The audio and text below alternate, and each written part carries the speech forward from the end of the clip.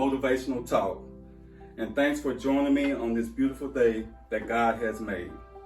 I would like to say, if you're watching, like my content, please hit the like button, share this video, and subscribe. Now, before I start, I'm going to share some personal things with you from life experience and to educate you as well. But let me say this. I'm not doing this for any pity party or for someone to feel sorry for me, because I am past that and way beyond that. But I am far from being perfect. I'm here to share some things about my life and to spiritually, mentally motivate and inspire someone out there to not give up, and they are not alone, because it's not over.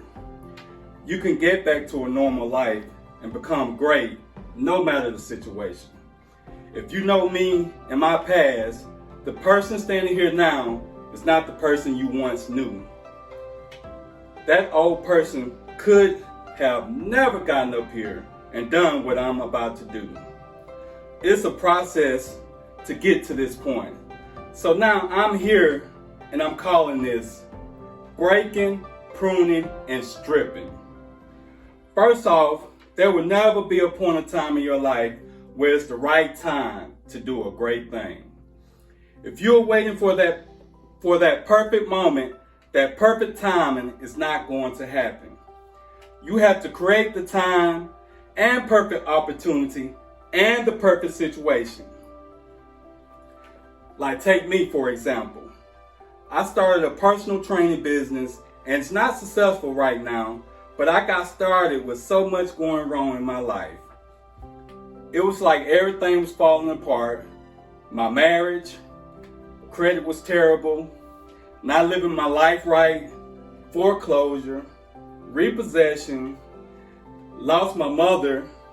About 3 weeks later, I lose a first cousin. My grandmother gets COVID and has to be admitted to the hospital. And with that being said, several other family members test positive and were struggling with COVID.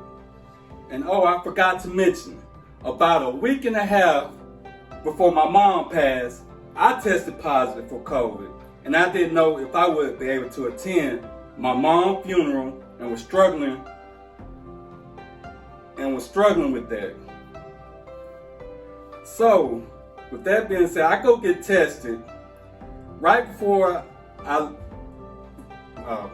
but by the grace of God, when I got tested, it came back negative. Now, before I go any further, let me give you a quick synopsis of my life before any of that. Back in 2004 of July, I lose my wife of 8 years from suicide. And within the same year, I lose my aunt. Now I lose my aunt in December from cancer. My children were 5 months, 3 and 6 years old. On top of that, I moved back to my hometown, Leeds, Alabama with my mother. My mom quit working in order to help me with my kids, and I put my kids in a Christian school. So I'm paying bills for my house in Georgia and my mom's house in Alabama.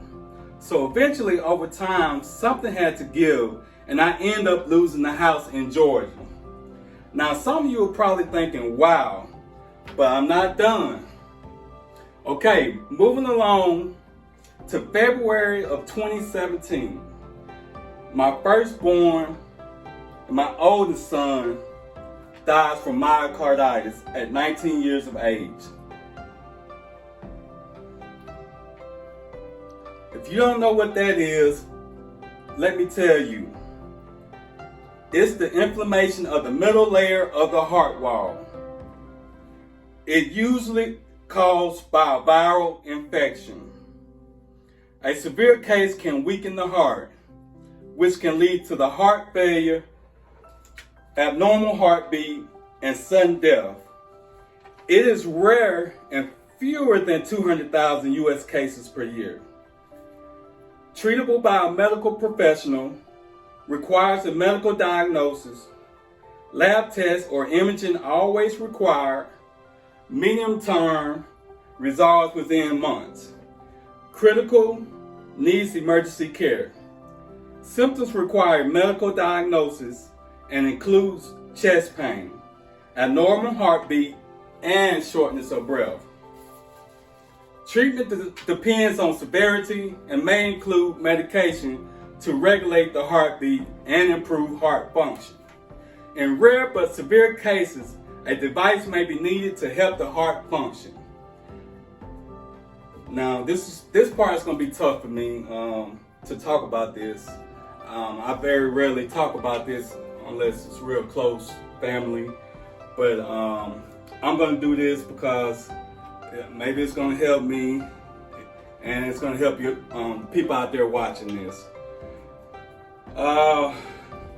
It's going to be tough, but I'm going to try to push through it without